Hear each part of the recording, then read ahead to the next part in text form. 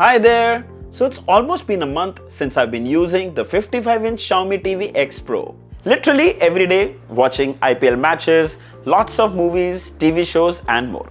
So I thought of sharing my experience, what I liked, what I didn't, so you can decide if you should buy the Xiaomi TV X Pro or not.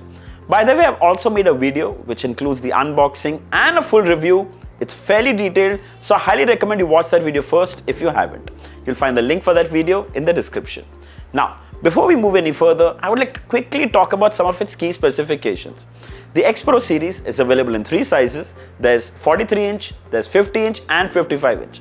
All are 4K TVs. They come with 2 GB RAM and 16 GB internal storage, Dolby Vision IQ and Dolby Atmos support, and it's running the latest Google TV OS. Alright, let's start with the build. The design of the X Pro is borrowed from its previous 5X series. The same Kevlar back, same port placements, the same stands and the same metal grey frame. Now, that's not bad in any way. If it looks good, it's better to keep it. And frankly, I'm not complaining.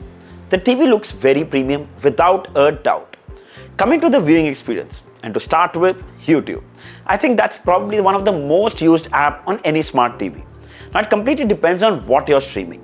Like for example, a 4K 60 FPS demo video will look absolutely amazing. Vibrant colors, it'll be very punchy, and the HDR content is a delight to watch. But practically, we watch a lot of live news channels, cooking videos, stand-up comedy, travel vlogs, product review videos like these, and of course the list is endless. However, the experience will vary depending on the quality of content that has been uploaded. But overall, everything has been smooth sailing for me. The clarity and the detail, even in low resolution content, has been very satisfying. And I'll tell you, that's really important considering not everything is available in HD and 4K. Noise reduction and upscaling on the X Pro is really good. Now, brightness is something most people are keen to know. Well, I'm not going to use a lux meter to give you fake brightness numbers, because trust me, that's not the right way to measure a display's peak brightness. You can Google it if you don't believe me. But what I can tell you is that it's good enough to view HDR content. Here's Dolby Vision content. Looks absolutely amazing and clear. In fact, even in a well-lit room during the day, it's crystal clear. Check it out yourself.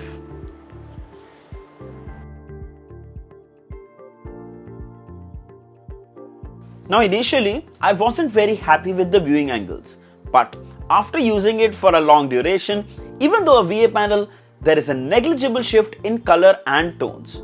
The panel quality and the color tuning is truly impressive.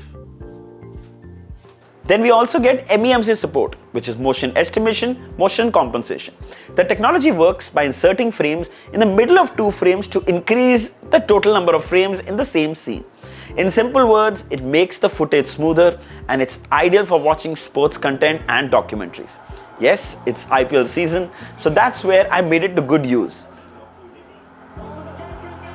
For sure, it does add a level of fluidity, giving you an illusion of watching a match at 50 to 60 FPS. It's buttery smooth. On the other hand, if you're watching a movie, I suggest you turn off motion smoothing from the advanced picture settings. The reason is simple. Movies are supposed to be watched at 24 FPS, but with this motion smoothing turned on, it won't give you that kind of an experience.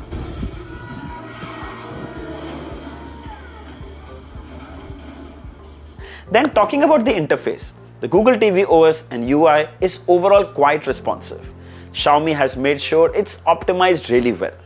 All OTT apps are available. In fact, the most popular ones come pre-installed. Here's the list you can see. Rest, of course, you can download more from the apps tab.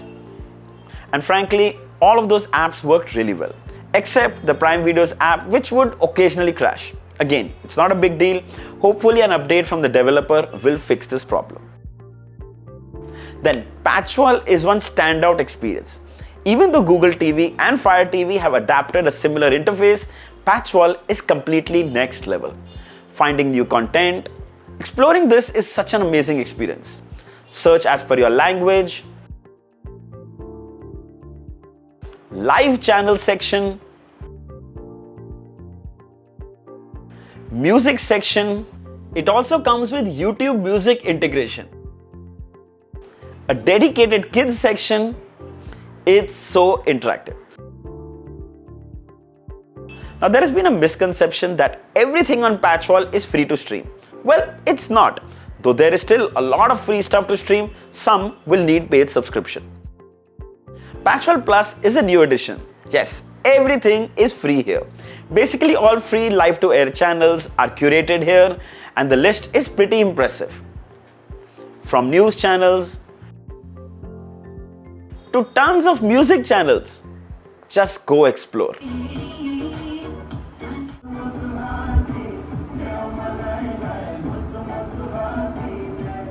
Then Miracast comes pre-installed, so you can mirror any Android device using direct Wi-Fi.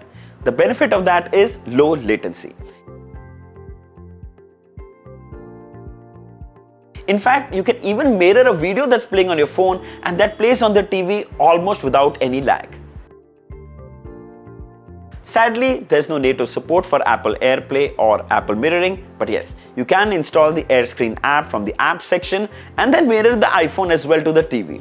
It's not as smooth as Miracast, but still gets the job done.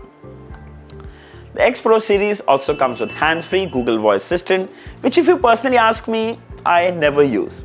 It's a hit or miss for me. But yes, you can use it by just calling out, "Okay Google," there you go, or using the TV's remote. It definitely comes handy to quickly launch apps. The 50-inch and 55-inch variant come with 40 watt sound output with Dolby Atmos support. The 43-inch variant comes with 30 watt support. Yes, even that includes Dolby Atmos. If I have to talk about the experience, it's decent. The vocals are crisp and clear, whether you're watching news, thanks for watching and goodbye, or dialogues in a movie. It's very clear. Oh, I gather by that "oh" that he told you about me. Well, yeah, your name came up in a conversation that terrified me to my very soul. It also gets loud enough to fill a medium-sized room, but just don't expect too much from them. Frankly, I've experienced better audio with Xiaomi's previous TVs. The good thing is the HDMI 2 port on the TV supports eARC, so you can connect it to Atmos-supported soundbars to enhance your audio experience. Okay, final thoughts. So, the display and the viewing experience on the X Pro is really impressive. The Google TV OS, now that's something we've been seeing on other TVs and it's good. But Patchwall is something you don't see on any other TVs and that truly stands out. The 43-inch 4K is priced at $32,999, 50-inch 4K is for $41,999 and the 50-inch 4K, the one you're seeing in this video, is for $47,999. I know, some people said they seem pricey. But if you're truly looking for a premium smart TV with all the smart features plus Patchwall, the Xiaomi TV X Pro is an easy recommendation. I'll share the links of all the variants below in the description. If you'd like to buy one, you should definitely check it out. So I hope this video was helpful. If there are any questions, mention them down in the comments and I'll be happy to answer them all. Don't forget to like, share and subscribe. Until next time, cheers.